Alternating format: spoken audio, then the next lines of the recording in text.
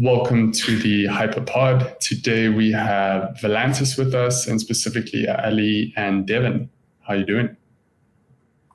Good. Thanks for having us. Yo. Yeah, happy to have you. So I believe you guys are housing most of the LST liquidity on HyperEVM. Is that correct?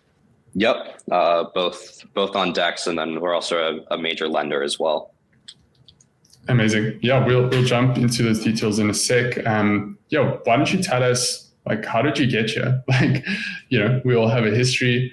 Maybe Deven can start, and then Ali can go. What brought you guys to Hyperliquid, and how did you find yourself in your current position? Yeah, man, it's a long story. I would say sum up most of my introduction to crypto, starting in 2018, spanning to 2022, is just being a node nerd. So I used to mine ETH. Eventually I was working at Nethermind. I was working on execution clients. I just cared a lot about how blockchains worked actually, and maybe less so about what's built on top of them and how that operates. It was around 2022 when I met my co-founder Ed, when we were both at Nethermind, and kind of got introduced to this crazy idea for a completely modular framework for DeFi that basically just would allow anyone to build new and interesting ideas a lot faster and safer than is possible today. Fast forward 3 years later, somehow that original architecture that we came up with still is standing the test of time, which I think is one of the most insane things that I've ever been a part of. Basically generalizing what is a DEX down to its core, and being able to move on to new ideas that require kind of a rethinking of why are AMMs useful and what can they be used for. And yeah, eventually Hyperliquid, when HyperEVM was announced, the idea of rethinking what is the purpose of AMM architectures becomes a lot more clear when you start to think about a vibrant ecosystem with spot and perps order books interoperable on top of it. And it kind of just very closely mirrored a lot of the ambitions that we had that required this kind of these liquid venues to earn yield for us to compose on top of. So I would say that we kind of generalized ourselves so much 3 years ago, and have been waiting for this playground to kind of come up to where we can build new and interesting stuff very, very fast and compose on top of an ecosystem like this. Amazing. Cool. And Ali? Yeah, I had, I guess, a pretty non-traditional journey in crypto. I guess most people have. I started off about 3.5 years ago in VC. Actually, I was in the crypto venture space for about a year. I moved over to the protocol and trader side after that, mainly as a freelancer. I was a pretty active airdrop farmer for a year and a half as well. That was probably my main role, my main priority, you could say. In the summer of 2023, I was writing a lot of research just publicly to try and grow my own personal brand on Twitter, and just help out my own learning, inform my own trading. And I did a really long report on all of the perp dexes I could find in crypto. Back then, DYDX was everybody thought that they were too big to fail, that they had run away with the lead at that point. GMX was a big name, obviously. Hyperliquid, I came across pretty early. I think well before that, when they were in closed beta as well. I just didn't really give them a second look, I would say, until middle of last year, middle of 2024. I was in between roles at that point, and to be completely honest, I was considering leaving crypto at that time. I had a couple of bad experiences, and I was just man, what are we doing here? It was the peak of the meme coin froth. And as someone who came into the space for DeFi and for trying to build a better system, build better tools than what exists out there, and to see all this like mania happening over the past year was like disheartening at the time. I met Deven and Ed through, I did a podcast for about 2 years. I met them in April of last year, I think, maybe a little bit later. We had them on as guests for our podcast, and it was refreshing to see a team in DeFi trying to build something that's genuinely new and actually solves a problem that exists in the space. A couple of months later, I reached out about, I think it was like a Discord moderator position that they were looking for. And the role pretty quickly expanded pretty far beyond that. We ended up deciding to go to Hyperliquid probably like early this year, late last year. I think a lot of the team was sold on it prior to that, but the decision was only made then, for the same reasons that Deven said, as well as like some other guys in our team were big Hyperliquid users. And I think since then we've just seen a continuous validation of that decision throughout product community traction. We keep being given more reasons to be on Hyperliquid. So it's, we can obviously get into some of the specifics there later on, but I think it was a bit of like a leap of faith that was made back then. And I think we're all very, very glad to have made it. Yeah, no, that's amazing. I think the journey to Hyperliquid for everyone is different. And you guys are clearly building something new in the space. I think my question here would be, why could you not build Valantis on, let's say, Ethereum in restaking season last year, right? Why is Valantis uniquely positioned for Hyper EVM?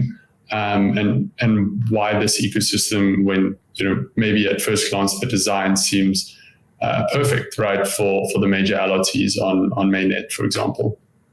Yeah, I mean, it's definitely true. Like what you see today, especially just kind of like down at its core, is something that's more efficient for facilitating LST swaps than like a curve stable swap or a concentrated liquidity solution would look like.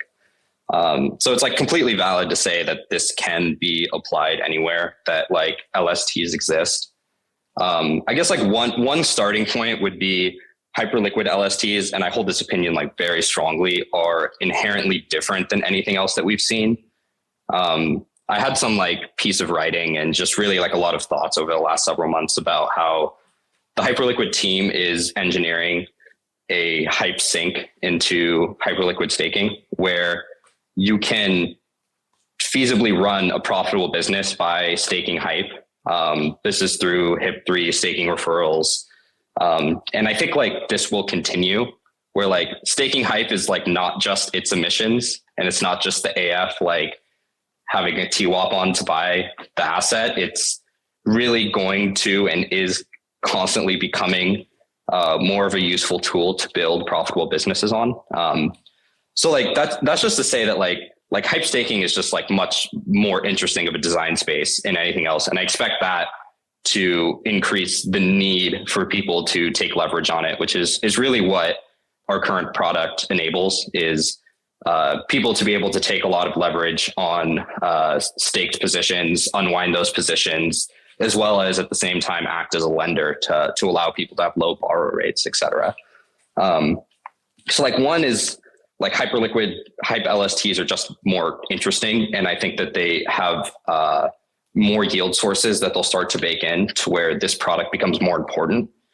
But yeah, secondarily is like our solution kind of relies on the fact that we're composing on top of other primitives on the chain, which like right now is like, we are taking a portion of those reserves and we're lending them out. And those lending rates are really juicy right now because there's a ton of demand for leverage.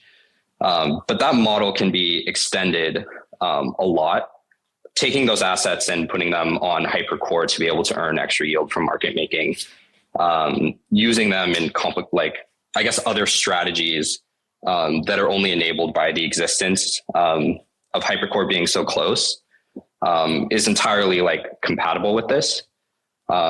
So I would say that like, one, it's like hype LSTs themselves are just gonna grow, and they're just different than anything else we've seen. So it makes sense to spend so much attention here. But two, the things that we're allowed to compose on top of and the little tricks we're able to pull to be able to make ourselves more efficient and boost APY is just like tenfold what you can find on Ethereum mainnet. Yeah, totally. Adi, you want to add anything there? Yeah, I mean, I think just high level, like you could build all the stuff that we're doing on Valantis on other chains, and you could probably succeed in doing so as well. You could probably put it on a lot of L2s and on some markets on mainnet and capture market share from stuff like Curve and other dexes that are holding LST or certain assets liquidity.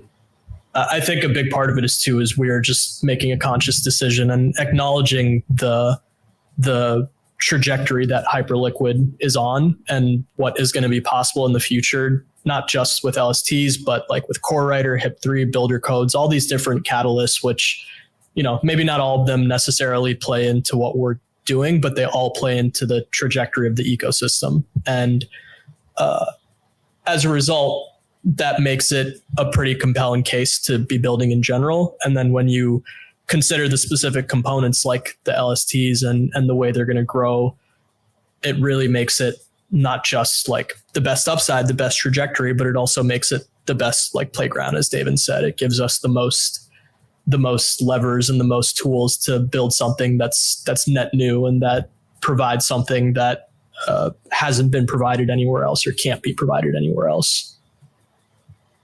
Yeah, got you. Do you guys see the LST market, and specifically with deploying HIP3 perps markets, do you see that as a winner-take-all type thing where one LST will dominate the deployment of all major new HIP3 markets?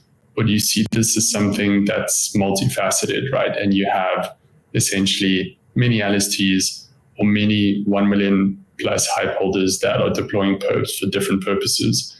Because as we know, the Hyperliquid team is not hosting their own front end.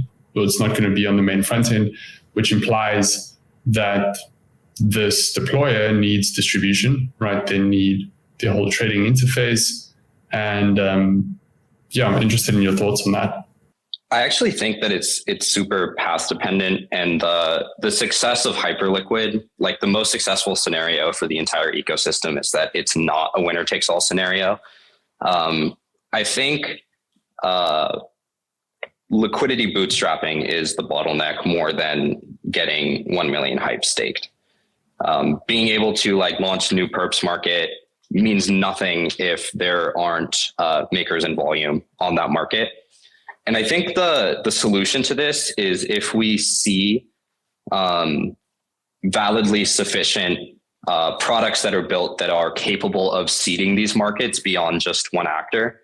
I think like it would come down to whoever has proprietary deals with existing market makers will be the winner. But if we have the DeFi tools necessary to be able to allow like pooled capital kind of taken from a bunch of different places used to seed multiple perps markets, able to do volume on kind of like the tail end, then we see a world where launching a HIP3 market is not fully gated by access to liquidity. So I think like it really depends if we see something like some version of, let's say, like democratized HLP type infrastructure that allows more capital to be able to help seed the markets that should be seeded. And it's not just, the one team that already has liquidity lined up and then they're the only ones launching markets. So I think like it's extremely path dependent. Do you think, just following up on that, obviously unit protocols, like tokenizing all of these different spot assets, do you think that they essentially have a structural advantage, right, in deploying HIP3 markets? Because if you can deploy the spot asset at the same time as the perps market, you obviously have a basis trade, and that naturally attracts liquidity, right, in of itself. Would you say that another team, or let's say an LST, let's take like Kinetic or like Hyperbeat, would you say an LST like that can meaningfully compete in a sense with Unit? Because in this scenario, there would be competitors, right? Or do you see it as like, not really, that's not the case? So I think like no one's going to be able to do everything.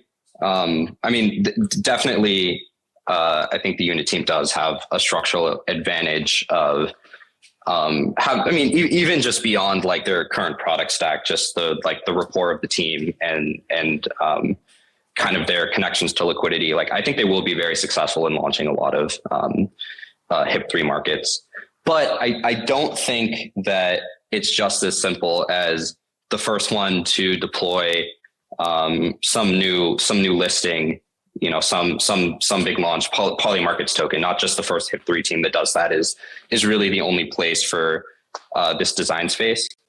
I think a lot of like interesting stuff can be done around like volatile assets being the quote asset. And I think you can build like interesting products on top of, let's say, like assets, markets that are quoted against like BTC. I think there's a lot of interesting products you can build that like are able to feasibly seed a lot of maker liquidity on top of these markets, while maybe staying like delta neutral in like BTC terms rather than in like USD terms. I think that like just the design space is larger than just the first to launch the new markets. It's also quote assets, which even extends to things like there's that like paper that was put out that referred to kind of like conditional tokens, which were basically like I'm long Bitcoin ETH if like Bitcoin hits this price within some amount of time. And I think like the more that we enable tools for people to be able to like structure liquidity into these markets, then it's not winner takes all, because there's just too many options for one winner to feasibly address all of them. Got you. Agreed. Makes sense. Addy, do you want to add anything there? Yeah, I think largely I would agree with that. I also think that for that reason, there will be a lot more collaboration along the HIP3 stack than I initially thought. At least I initially had similar views that like Hyperunit is just going to dominate, and it's like people are getting excited about HIP3, but like what you should really be doing is getting bullish on Hyperunit. I don't fully hold that view anymore. I think that there's a lot of opportunity for collaboration, and there's different teams who do different things well or have different moats, which will allow them to be valuable at different parts of the stack.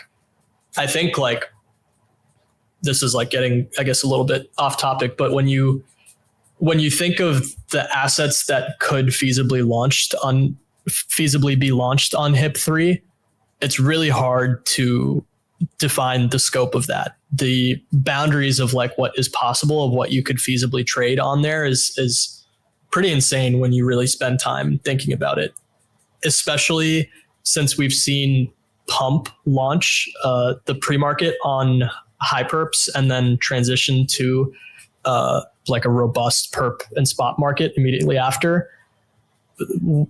Hyperliquid's basically proven that we can have a floating perp with a market set oracle, or like a peer-to-peer market set oracle with no necessary source of truth. And as long as there is sufficient attention and demand and some sort of a catalyst around that market, then you can have a very minimal oracle structure. Like HyperPs just work by, I think the oracle is just like a moving average of the perp price. The oracle is a moving average of the mark price. So it really is just momentum based. And it's like people knew the TGE was going to happen, obviously. So there was, and it was, the biggest TGE we've had in a while. So there was obviously a lot of attention for trading that. I was talking to some friends this morning about like pre-IPO perps, or like pre-public trading, pre-public companies. So like if SpaceX has a fundraising announcement every 6 months or something like that, or some big company, they have some sort of regular settlement. There is sufficient evidence, maybe not sufficient, but there is evidence now that like you can have a floating perp in between these periods, and you can have these settlement events that allow it to reset, allow settlement at some sort of source of truth, and then continue into, you know, either normalized trading after that or into another like floating perp period. That is like a really interesting example of how to use an oracle in a way that you couldn't anywhere else, but you can with HIP3. Yeah, totally agree. I mean, in a sense, you just need enough trading interest and like liquidity that's interested in trading this asset, and that will reach some sort of price, which is anchored to some sort of perceived valuation by the traders, right? So yeah, I totally agree. And, you know, I think we saw a very clear, in my opinion, changing of the guard. I was like very closely monitoring spot volume for pump, and it was completely dominating, like Bybit, OKX, Coinbase. And you could argue, you know, the pump team obviously pre-planned to just drive the most liquidity to Hyperliquid, but still, I'd say it's a really big moment. It's a really big moment to have like the hyperp, and then to have that asset, and then to have the actual perp go live. And there was no mistakes. Like everything just worked, right? We take it for granted, but everything just worked. And I mean, you know, every different market actor or market participant steps in to do what they got to do, right? Like, you know, Hyperbeat's running basis trades with the HBUSDT vault. You know, we're basically making like 100% APY on $20 million. Why? Because there's sufficient liquidity for us to do that. And there's just a major demand to long this asset. And that's great because it's good for us and we can generate yield. And, you know, it's beautiful to see it all come together. Yeah. Just like on the pump team, maybe like potentially pre-planning to make sure that Hyperliquid was one of the most liquid venues available. I guess that like really like my thoughts around this are just like why would anyone not make this their TGE, their listing strategy, when there is sufficient liquidity that exists here and the costs of doing so are just so much lower? I don't know. It's something that like still. I think it's a fear, right? I've obviously seen many projects come and go, and you know, I'd say it's scary because the people buying on a Hyperliquid are buying an asset they want, right? I'd say typically teams list on Binance, Coinbase, Bybit, you know, because there are unsophisticated like traders / retail chilling there, and they'll buy what Coinbase announces. And I honestly think that's really the root issue is if you list on Hyperliquid. And, you know, we saw a number of projects like list their spot ticker. I don't want to mention names because I don't want to like throw people under the bus, but nobody wanted to trade that, and spot volume like declined drastically, which is, in my view, proof or like a disincentive for a new project that isn't as hyped as Pump, like to launch on Hyperliquid, because they know, right? People don't want their token because it's trash. And like, I get it. I also don't want to buy your token. But that's basically the incentive to go into centralized exchanges. What do you think? You can't buy attention anymore, or you know, it's not the same as grabbing a Coinbase or a Binance and getting that announcement that people just buy it just because they listed it. But access to liquidity is like much more efficient now. So I think it is a net good thing to like force teams to think harder about how they build things that people want, because there now is a way that you can give them access to it. But the caveat is like, you're going to have to be the one that creates demand for it. Yeah, totally. It's good, right? Like the revenue meta, and you know, Hyperliquid has really, I'd say, lifted the bar. So I'd say many teams before that could get away with a bad, like badly designed protocol and like no value accrual to the token. I feel like those days are largely over. One of my favorite like Hyperliquid related tweets was I forget who it was, but some like unlaunched L2 founder or like just TG'd or something like that was was basically complaining about like, oh, like the expectations are just like way too high now for what it used to be. This is not fair. Like, how can you expect us to be generating this much revenue this early? And Kobe like responded and he was like, nobody was preordained to TGE after a few months or like years of existing at a $10 billion valuation. Like nothing gives you that right. And I think like, yeah, Hyperliquid has changed the expectations and that's a good thing. Like we shouldn't be having revenue-less things that won't be around in a few years generating at $10 billion valuations. Totally agree. It's weird because in crypto, you can go from zero, get a bit of TVL, 6 months later you TGE, and you think your company's worth like, 300 million or whatever your number you want to put on. But in reality, that's not the case, right? Like if you had a SaaS business that's worth $300 million and that's actually what it traded at, wow, you've done incredibly well. But in crypto land, obviously it's, it's not great. Cool. So I guess, right, let's chat more about Valantis. I mean, what's like the big vision here? You guys have obviously built something that is objectively more efficient. You have sucked up liquidity because of that. But what's next for you guys? Yeah, I would say kind of retroactively looking back on what we've done is I think we're building tools that are helping markets scale. For example, like we're oftentimes like a large lender of people looking to take out leverage on staking yield. We are a critical component of them being able to unwind those positions. Taking all of the yield that exists because of Hypercore, I think that's really kind of the purpose of the EVM is to be able to bring it over and be able to scale these markets with leverage and more tools in DeFi. And kind of what we've done is just made the liquidity layer as efficient as possible to be able to service that.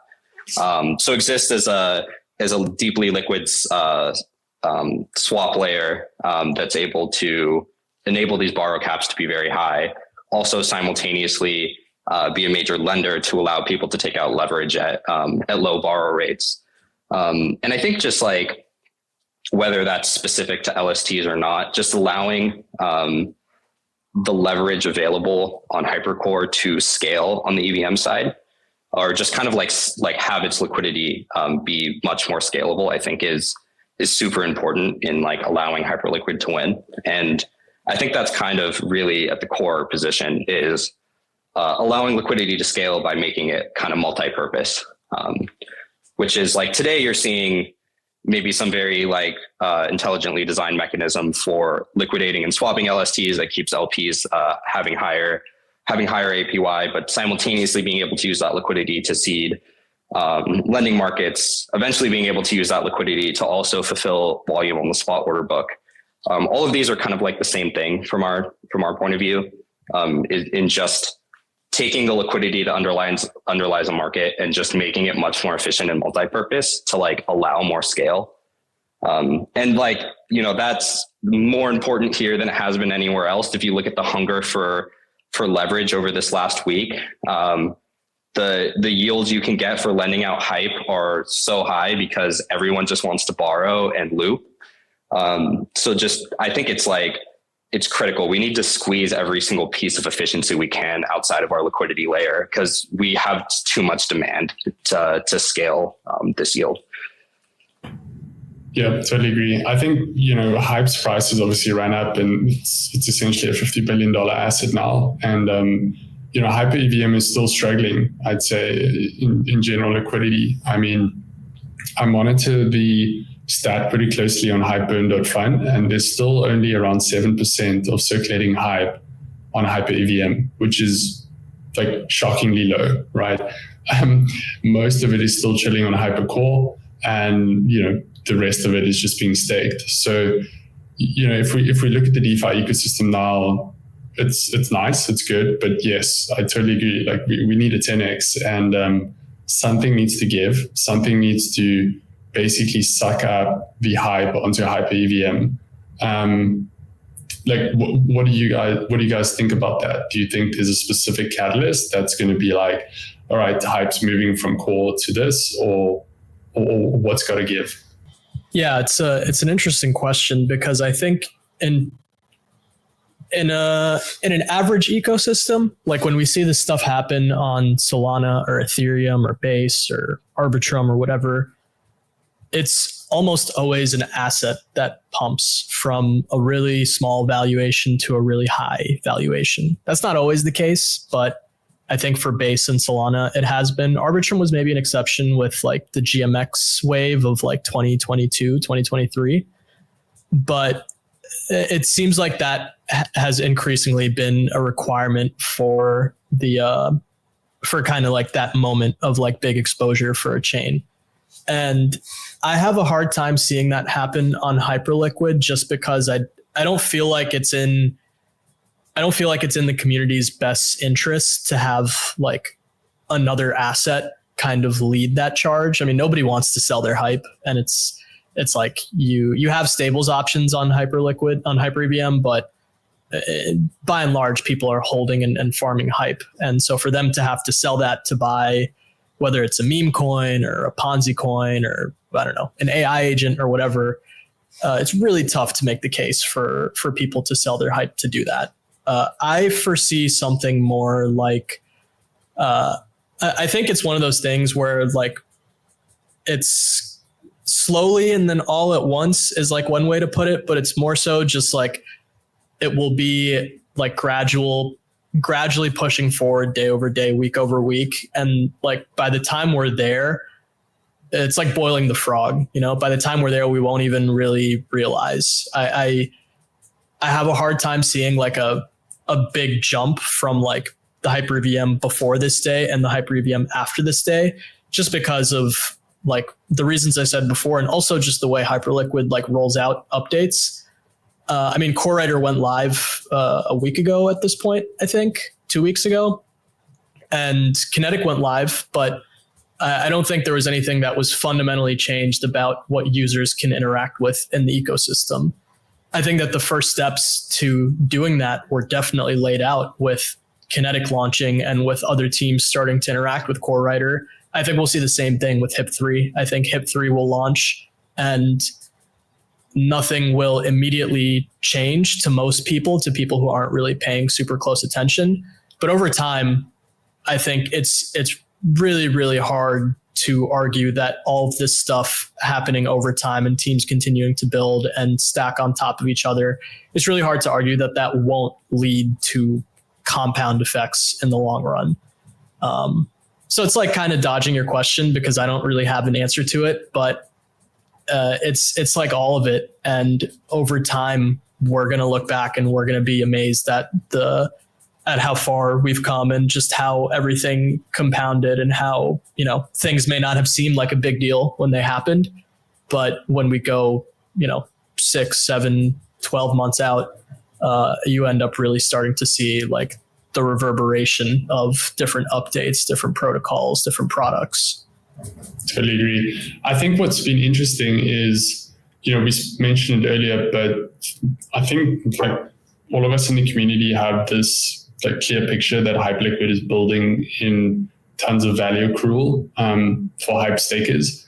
And I think there is, in my opinion, a belief that if you're staking hype, you will qualify for potentially, right, the season 3 airdrop, or there's some other sort of major benefit. And for me, that's my conclusion as to why it's not moving onto HyperEVM.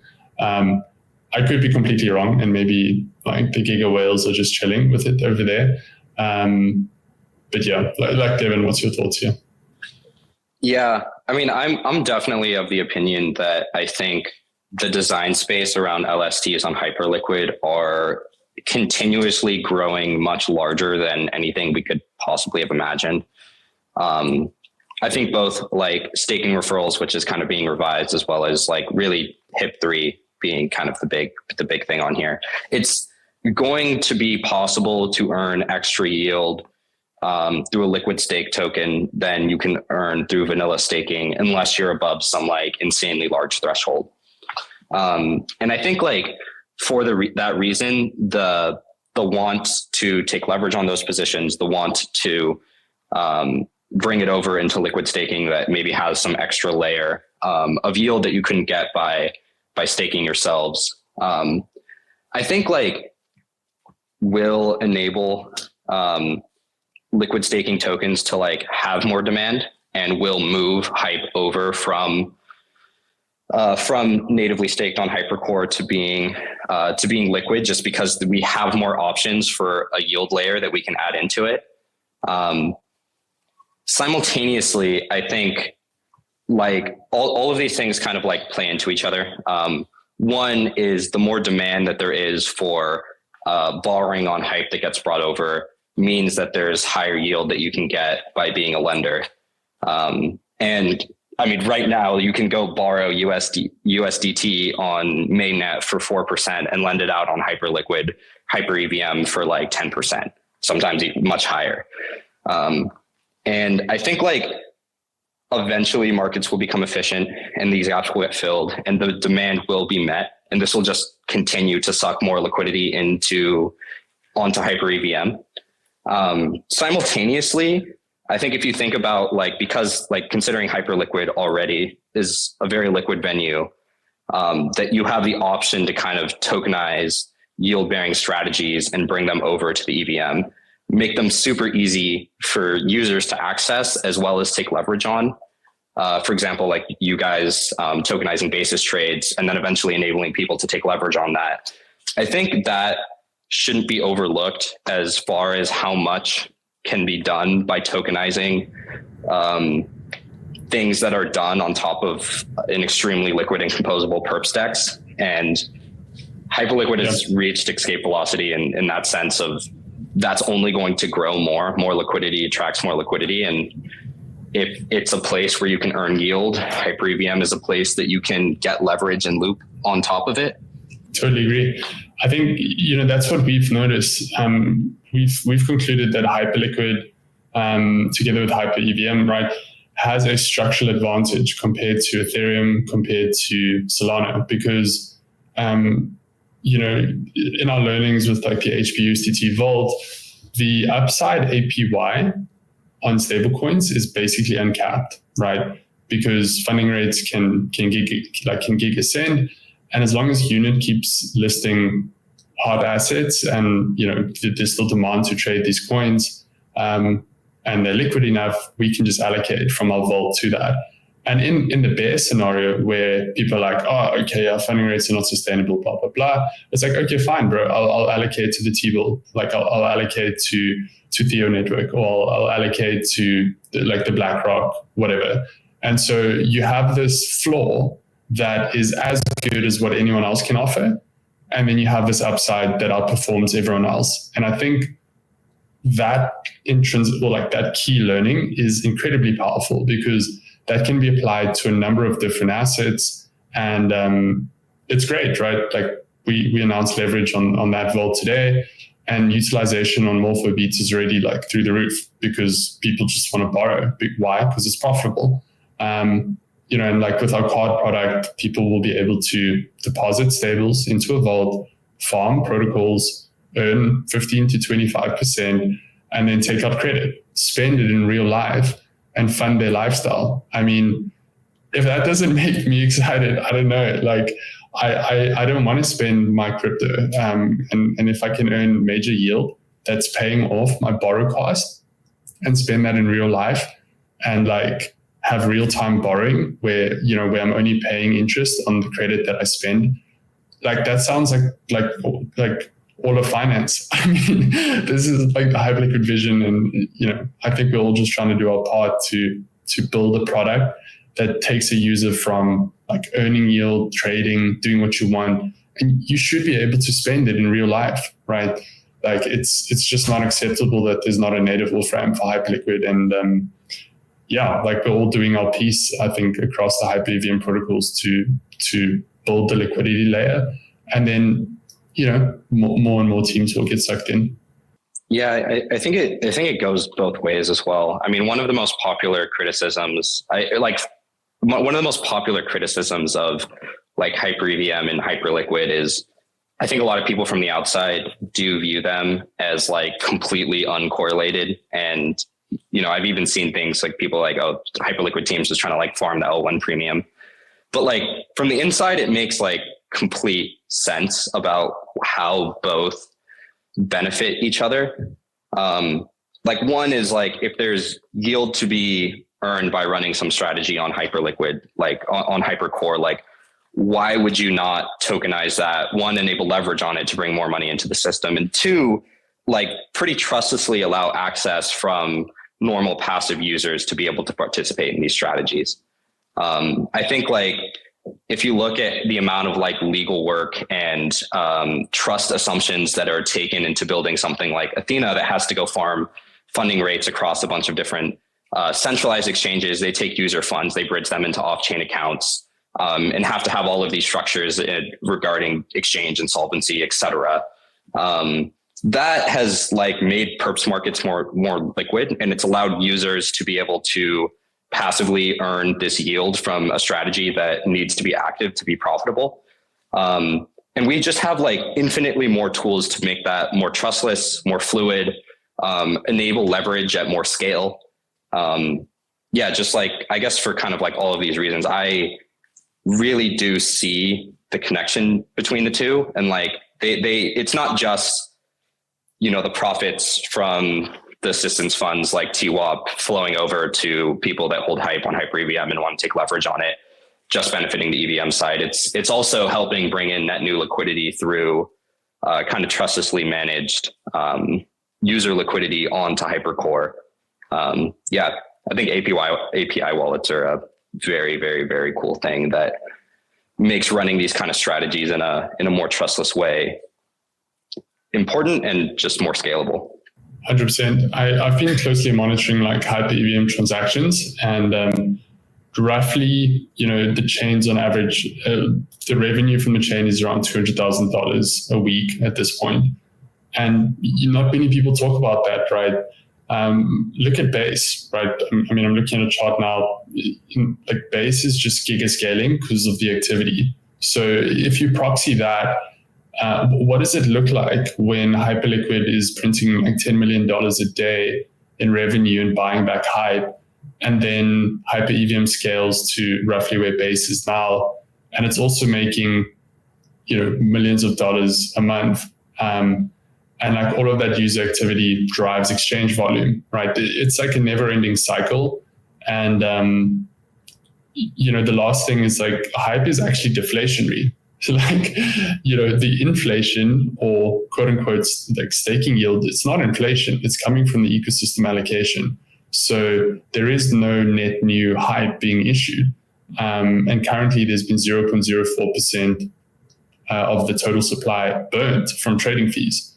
And like that makes hype deflationary. And that makes this ecosystem even more bullish, right? Because everything is built into the system to basically feed back into it.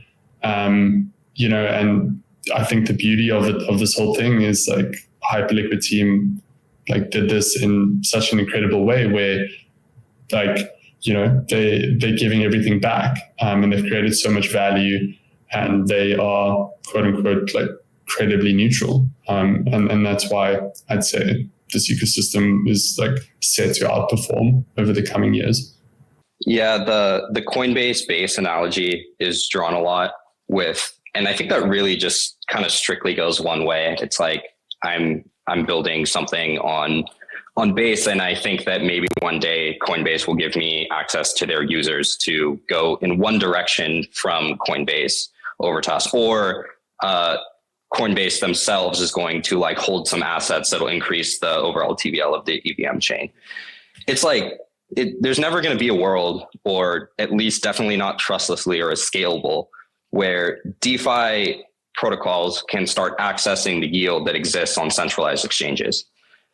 Going in the other direction is like almost impossible. And I think like the nature of precompiles and the design of Hyperliquid makes this symbiotic, like two-way relationship. Also simultaneously, like bridging between EVM chains is like increasingly becoming like a solved problem now. Like the friction from getting from one EVM chain to another, even if they don't have any shared like communication layer, a lot of teams have like worked very hard in solving this problem, and it can be pretty easy to bring that new liquidity onto any EVM supported chain. So being able to bring basically interop with the entirety of crypto and then be able to bring that into strategies that are running onto Hypercore, accessing yield on Hypercore. I think the bridge goes both ways kind of for the first time. Totally agree.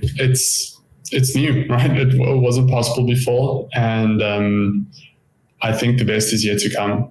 There's so much more. There's new teams launching every day. And I think the ethos and sort of the community is very much still intact in the sense that people are still very helpful, they're collaborative. And I think all of us want this ecosystem to win because of what Hyperliquid has done for us. So, the question like in reverse is, what can we do for Hyperliquid, right? Yeah, it's probably been said a few times, but that bridge, I think, is especially on the bridge has kind of been like handed to us in some sense of like, we're opening up availability to tokenize and bring out yield from Hypercore, as well as bring in liquidity to earn yield on Hypercore. And it's up to like us to actually bring in that liquidity to eventually be able to earn yield on Hypercore and distribute it across the entire crypto ecosystem, as well as build solutions that scale from a liquidity standpoint that allow these leverage to be taken in ways that like can't traditionally be taken on these kind of strategies. I think just like generally like tokenization is a very powerful vehicle. And like, that's one of the core things that has been allowed by the launch of the EVM. And then you access all of the other composable tools that you have to like tokenize things on Hypercore and just like absolutely allow them to scale. But in some sense, yeah, the baton has been passed down. It's up to this mishmash ecosystem with not a lot of top-down guidance to figure out how to do it best. Yeah, 100%. All right, so we usually end off the pod with some bull posting. So if you guys would like to give us a thesis on why you think Hype is going higher and for, what your price targets are, please give it a good chill. Yeah. I think for one, something that exists like very deeply with me is Hyperliquid flip Solana FDV within the year. I don't know if that means Solana goes down a lot or Hyperliquid goes up a lot. I think probably they both go up, but I think from first principles there, I see no reason that Hype isn't just inherently a superior design that as an asset, I think justifies itself. Really, my bull case for it. I think like I don't even want to like name one specific one, but the sync for staking Hype, I think, has been engineered to a capacity that like we cannot like forecast what that actually means. I think there's a giant bull case for HIP3 where like all prediction markets, which are a constantly scaling entity outside of crypto, can be rebuilt as Oracle-less perps markets, et cetera. I think like fully extracting the bull case of what permissionless listings for perps means, with especially like the ever increasing proven use cases of them not needing traditional oracles to operate, means that we like just literally don't know the types of markets that we are going to be able to address and how quickly that's going to happen. So yeah, blockchain to house all finance is fucking huge, and it's much larger than any crypto market cap today. Let's go. That's what I like to hear. Ali, your thoughts? Yeah, I think I cut out there at the beginning. What was the question? Yeah, we'll edit this part. Question was just like a final shill and a bull post for Hype, the asset, and some price targets. Yeah. Oh, price targets. That's a fun one. Well, initially, I think that I don't even see this as a bull case anymore. I kind of see it as a base case. I just think most people haven't really realized it yet. The comparison that is always made for Hyperliquid is like the North Star is like Sextex volume, right? Or like how much of Binance's share they have. And you have stuff like Robinhood or Coinbase announcing perps, and it's like, oh, like what does this mean for Hyperliquid? Like, is it just regulatory arb? Are people going to care if they can, are Americans especially going to care if they can just trade perps on Coinbase or wherever?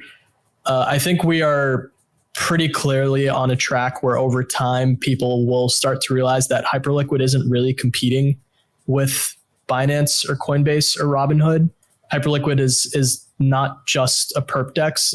I mean, it is a big part of what it is, but on a longer time frame, it'll become clear that it's a lot more than just that. And other perp dexes can't compete with this. Coinbase, Robinhood, Binance, whoever, they are not on the right path to compete with this either. I think that, the platform to house all finance is the quickest and like cleanest way to put it, I think. But when you get into like the nitty gritty of what that actually means in terms of what markets can be launched, where value accrues along the stack for operators or stakers or builders or EVM applications, what kind of unique applications can you have as a result of Core Writer? What kind of applications that don't even touch Hyperliquid can have an additional source of revenue thanks to builder codes like Phantom, for example?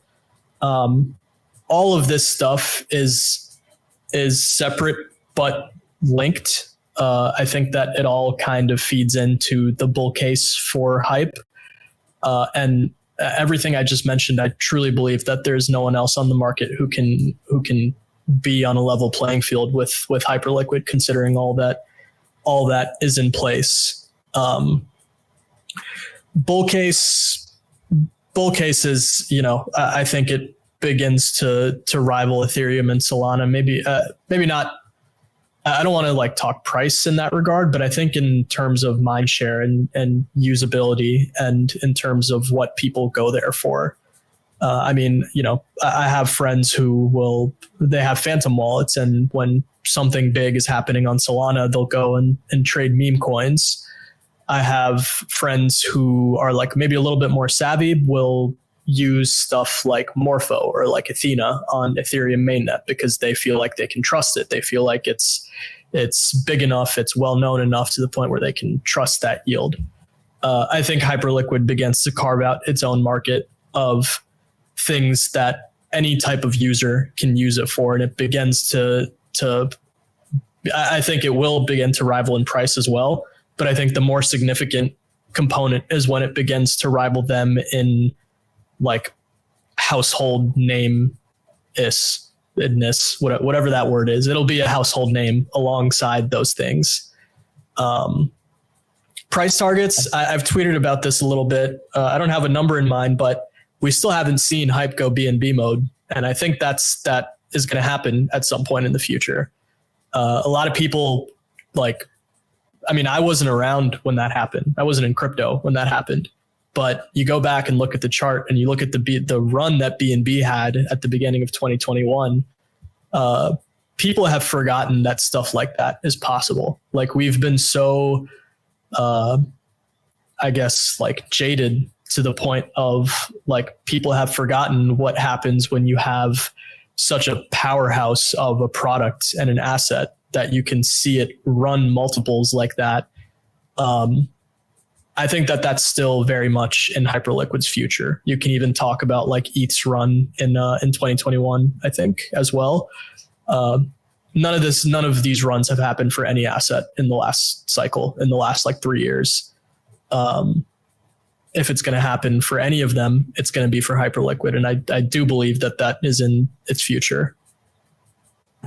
Well, there we have it. Thanks, guys. That sounds bullish to me, and I'll be buying some more Hype with whatever money I've left after this call. It's been a pleasure to have you guys, and thanks for joining. Yeah, absolutely. Thanks for having us. Yeah, this was awesome. Cool. Have a good one. Cheers.